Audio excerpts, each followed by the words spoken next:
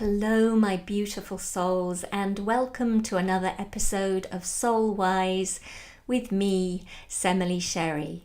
And this is the first broadcast of 2025, the new year. So I'd like to take this opportunity to wish you all a very happy, peaceful, and soul-nourishing year.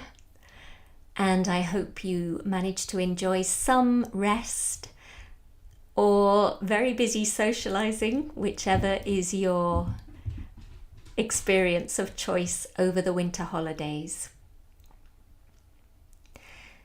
During the Yuletide holiday, I received a brief and heartwarming email request.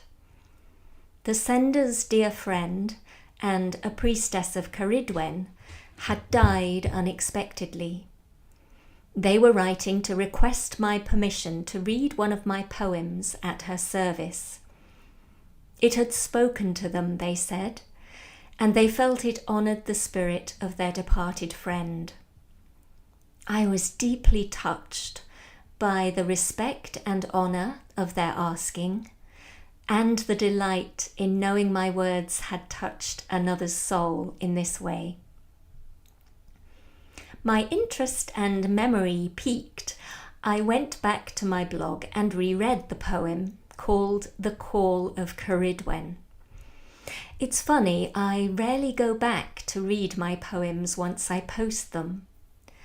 On returning to this one, I was struck by how strangely unfamiliar it felt as I read. I found myself thinking, did I really write that?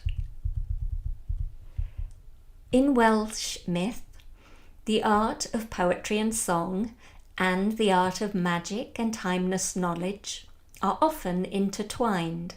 The inspirational source of both is said to be the otherworld and is called Arwen. I do feel Arwen was flowing through me as the source of this poem, speaking with a voice beyond my personal and human one.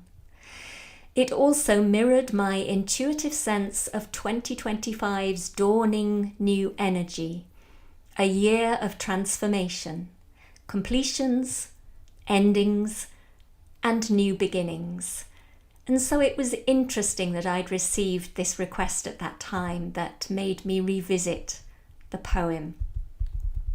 So here it is then, sharing with you the story of writing the poem. First. In the summer of 2023, I spent a wonderful weekend with a group of women storytellers in West Wales, where I live, following the call of Ceridwen and her story embedded in the landscape. She's linked with other areas of Wales too, principally Llyn Tegid, Lake Bala in Gwynedd.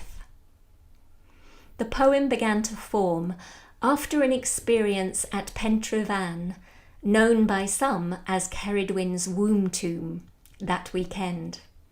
It's a Neolithic burial chamber. I scribbled the bare bones of it in my notebook while sitting on the rocks in Khyber Bay on the Cardigan Bay coastline, having just returned from the Witch's Cauldron on the nearby coast. This is another nod to Ceridwen and her cauldron of inspiration. The divine feminine is frequently closely linked with the earth's formation, fertility, and depths. For me, her presence is most strongly felt in the beauty of these natural spaces, removed from the evidence and clamour of human society. Also, often, in those places sacred to our ancestors, who really knew what it was to honour and respect the great mother of life, death, and rebirth. So here's the poem, The Call of Ceridwen. The sun's ancient warmth soothes my memoried bones, softens the civilized muscles, unmasks, dismantles, strips the cultured covering. My lungs swell with sweet scent of hawthorn, tree of fertile magic and love's union. A seagull calls. The plea of a lamb cracks open the anatomy of my heart to the wild body of landscape. My animal psyche pricks up sharp ears, noses the air, proffers its clawed paw to the animate earth. Quivering with instinct, sleeping deep in the belly, just as the summit of angels slopes down and the ancestor capstone points west to the sea, to the source, as if to temporarily stopper the tides, so the salt water falls on my cheeks and seeks the same familiar course. The neck of a woman arches back on the mountain, her eyelids heavy with agony or ecstasy, I cannot tell. It's both. A hollow voice drums through my bed of rock, the fair song of the blessed beloved. Ceridwen, come closer to my cauldron. What is your pain? Where your joy? Cast them in, daughter, cast them in. The darkness and light, the honour and shame, the love and the fear. Keep nothing to or of yourself and spell it all out. Stir it up with patent purpose. Sing and weep over the steeping brew, while I hunt you and hound you beyond what you think you or I can bear, until the old is scalded by the gold of who you will become.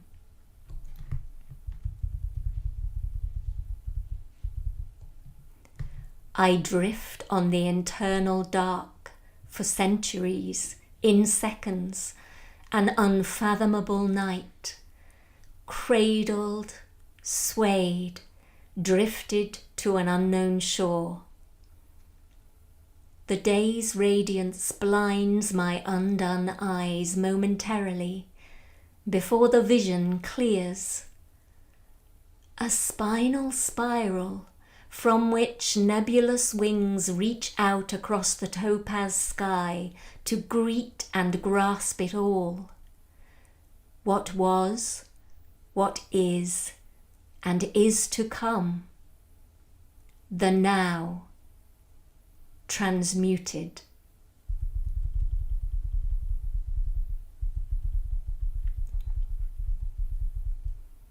You can read a short version of Ceridwen's story on a link I have to the Snowdonia website, but the original source story is told in the Book of Taliesin, written in the 15th century. There's an interesting article about the sources of the story on another website, and I'll put links to both of those in the description of the podcast episode wherever you happen to be listening to it. Although there would be no Taliesin without Ceridwen, her name doesn't make it into the title, and she is sidelined away from being the central character. But the golden seed of her more ancient and true identity, power, and might gleams brightly still, even through the masking shadow of a medieval culture's ever-increasing patriarchy. It's interesting too then that the astrology of this year also highlights a healing of the witch wound. The planets and stars align to offer a potential to restore free expression and liberation to the divine feminine, who has for centuries had her sexuality, magic, and wisdom repressed, suppressed, and maligned.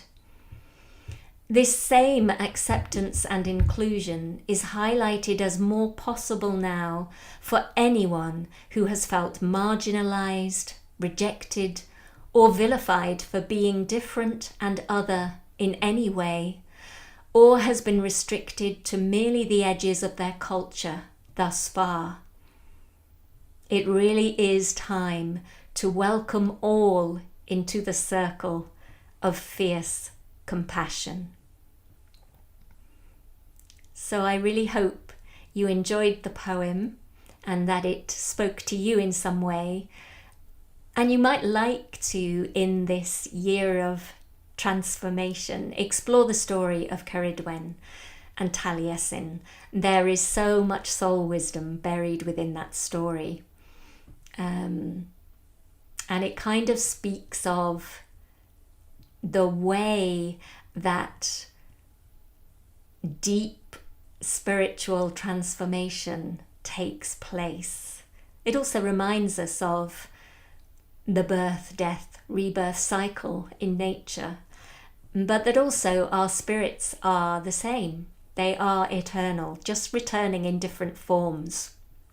The Welsh mythology embraces that very much so, often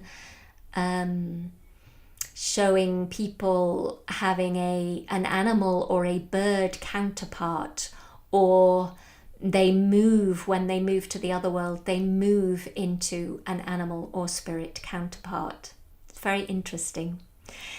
Anyway, I shall leave you for now for this episode, and sending you as always my love and blessings, and wishing you well for the next 12 months, and encouraging you to align with what holds you steady, what brings you joy this year, what brings you peace, and giving yourself more time to spend in those experiences, in those places, with those people, wherever and however you experience that most.